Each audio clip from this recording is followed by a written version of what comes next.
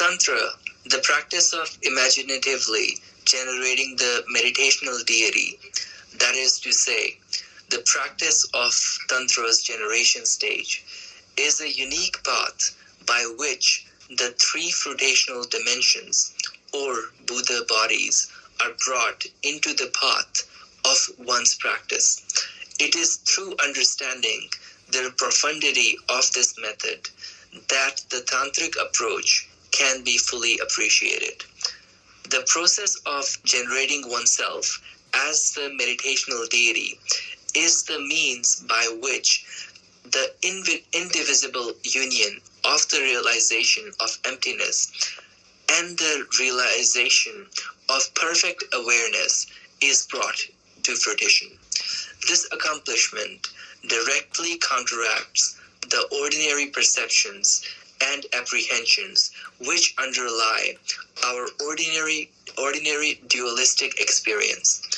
It is the accomplishment that culminates in the realization of the ultimate nature of mind, the Buddha body of reality, the state beyond ordinary thought, where there is no longer a trace of the misapprehension of the nature of reality, of attachment or of aversion, only pure, radiant awareness.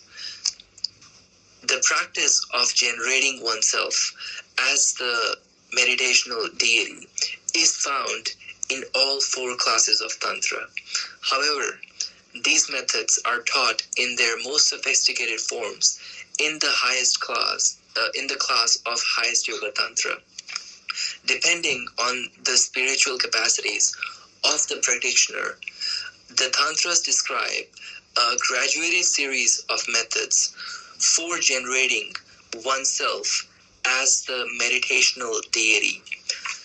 In the new translation schools, there is a systematization according to four levels of capacity, and in the Nigyama or old tradition, such school, the highest level of practice is further subdivided into three methods: Mahayoga, Anuyoga, Ati Yoga. In the primary stages of tantric practice, in order to train oneself in the actualization of the three Buddha bodies, as I have mentioned, the yogi first engages in the practices of the generation stage of meditation. The generation stage is like an imaginary rehearsal of the actual processes. Then, in the perfection stage of meditation, however, the experiences of entering the Buddha body of reality and actualizing its emanational states, the Buddha body of perfect resource and the Buddha body of emanation are not imagined but real, and even involve certain physiological changes occurring in the yogi's body. Crucial to all these practices is the process of the dissolution of the gross consciousness and energies of the practitioner. Here, the practice of highest yoga, tantra, underlines the importance of interrupting or cutting off the gross energy, which serves as a vehicle for conceptual elaborations. Thereby, hypothetically speaking, if the individual succeeds in interrupting the flow of karmic energy, then even if the propensities for fundamental ignorance remain, they will be rendered impotent. As I have noted above, if we observe carefully, we can see a basic pattern of emergence and dissolution which is common to both animate and inanimate phenomena. Among inanimate phenomena, the processes of arising start from the very subtle and develop into more gross. That is, there is an emergence from empty space and a progression to movement or energy, to heat or light, to moisture or liquidity, and finally to solidity. The dissolution is the reverse of this sequence. This process of arising, uh, dissolution also occurs in the body. In Tantra, the process of dissolution of the physical elements which constitute a human body is described as beginning first with the dissolution of the earth element, followed by the water element, the fire element, and the wind element, and finally at the point at which only the space element is prominent. All the gross levels of energy and consciousness have dissolved. Then, in a further series of dissolutions, this state gives rise to the experiences which are called whitish appearance, followed by reddish increased appearance, blackish near attainment, and finally, there is a culmination in the full experience of inner radiance called the attainment.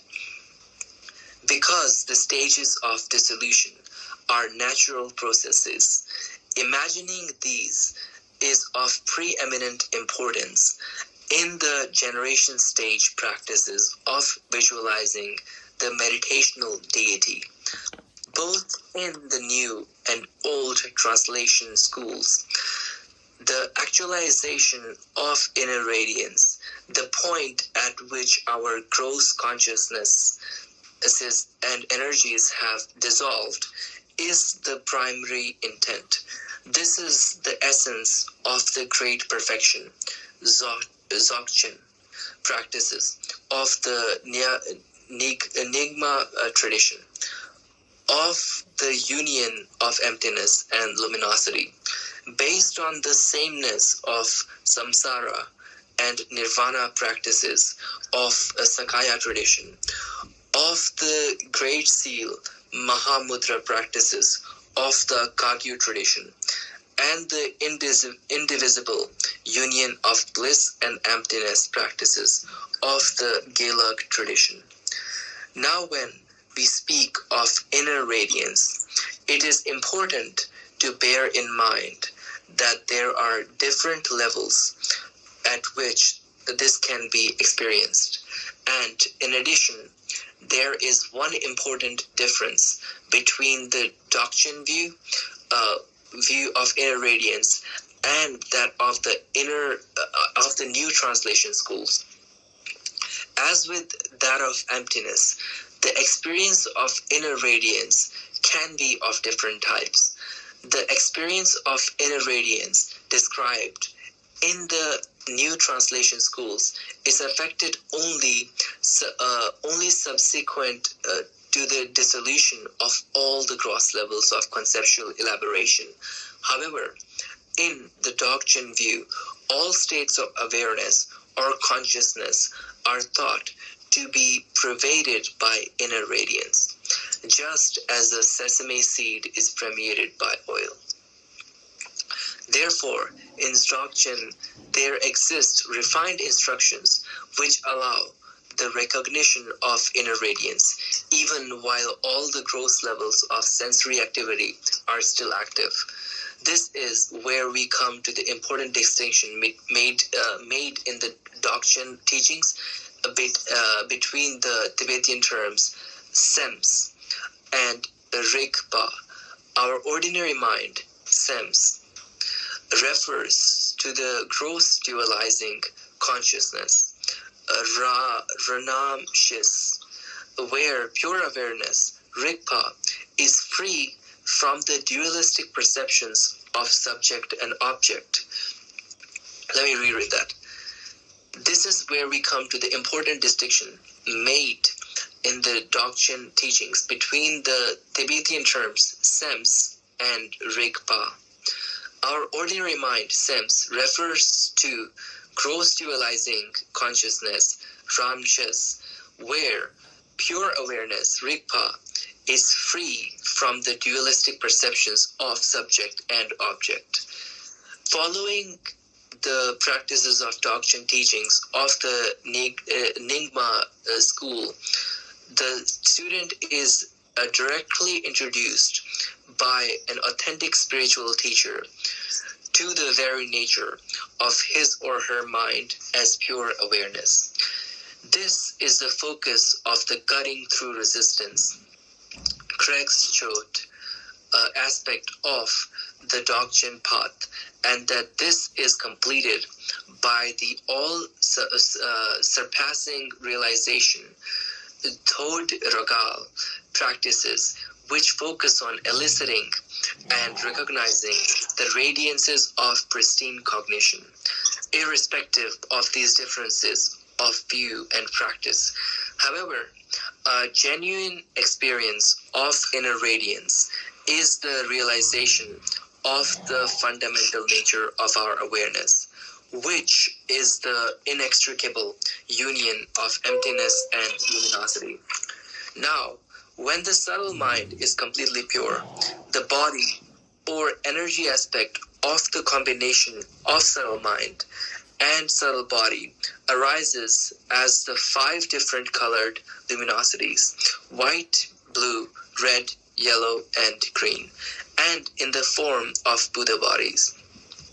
All the different mandalas of the 100 deities or the 1,000 deities or whatever number are all expressions of the 5 enlightened families, which are related to the purity of the 5 psychophysical aggregates, the 5 elements, and the 5 pristine cognitions.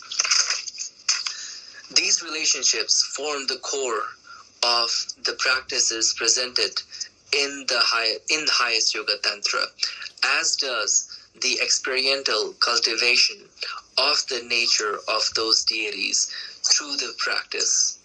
So, in summary, by following our practices,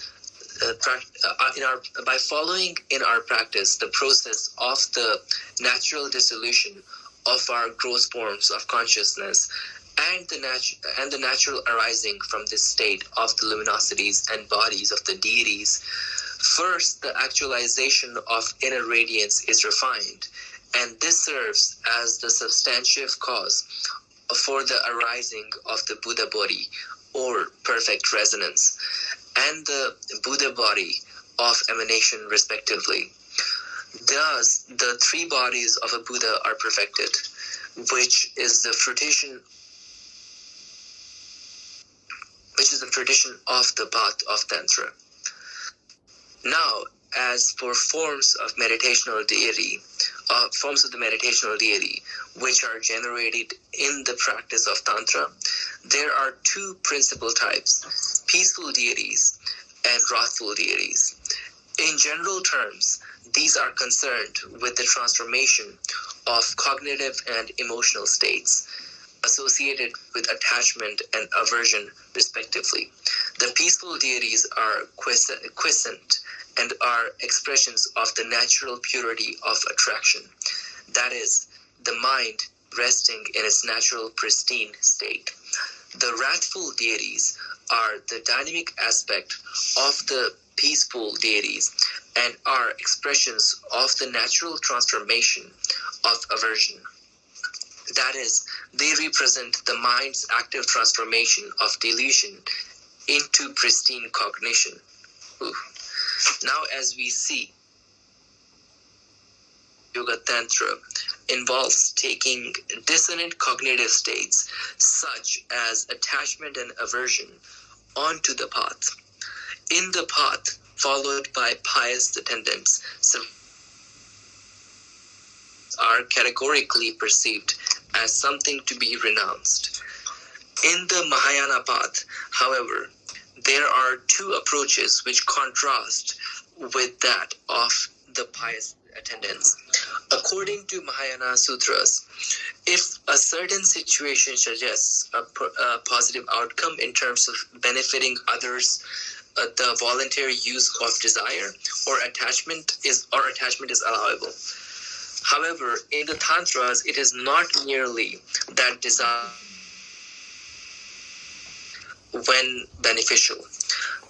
Here, one deliberately utilizes their energies as the path to purifying our consuming, or purifying or consuming the dissonant states themselves. That the practices of the tantras include the disciplined engagement of subtle physiological processes and the transformation of the energies associated with attraction and aversion. Before a practitioner can embark on the practices of Tantra, he or she must find a spiritual teacher who meets the qualifications as set out in the authoritative literature and must receive empowerments and graduation instruction from that master. In addition, the practitioner should complete the preliminary practices and achieve the thorough grounding in the foundational parts of the sutras, which include the development of the altruistic intention to attain enlightenment, both and of calm abiding, the stabilization of attention on an internal object of meditation, and the development of penetrative insight and analytical meditative state that dissects the nature of its object, its relationships, characteristics, and function. The development of calm abiding and penetrative insight are the means by which the practitioner can cultivate understanding of emptiness, which is an appreciation of the total absence of inherent existence and self-identity with respect to all phenomena. It is an essential prerequisite for beginning on the path of Tantra that the practitioner achieve a profound appreciation of both non-substantiality and its interdependent relationship with phenomenal reality. The Tantras presuppose this understanding, so it is in the sutras, therefore, that we find the extensive elucidation of the methods for developing a complete understanding of emptiness. Now, as to the nature of the understanding of emptiness, presupposed by the Tantras, the majority of masters of the Nyingma, Kagyu, Sakya, and Gelug schools agree that this is the view of the middle way, Madhyama Pratipad, propounded in the sutras and elucidated by Nagarjuna in his works. In the Dzogchen view, however, there is also a unique method of explaining emptiness, which emphasizes the separability of emptiness and inner radiance. But nonetheless, principally, this designation does refer to emptiness as presented in Nagarjuna's middle way. As far as the concept of emptiness or ultimate nature of reality is concerned, this is one area where there is an emerging convergence between the Buddhist understanding of the ultimate nature of existence and the evolving contemporary scientific view. This convergence relates to the unfindability of entities when these are analytically sought. In modern science, the methods of analysis are principally applied to investigating the nature of material entities. Thus, the ultimate nature through a reductive process, and the macroscopic world is reduced to the microscopic world of particles. Yet, when the nature of these particles is further examined, we find that ultimately their very existence as objects is called into question. This interface between non-substantiality and phenomena of Buddhist philosophical analysis and of experiential analysis through meditation on the nature of becoming more commonly known in the contemporary scientific field, a subtle understanding of the nature of the arising and dissolution of both individual thoughts and the cycles of existence lies at the heart of Buddhist literature and practice.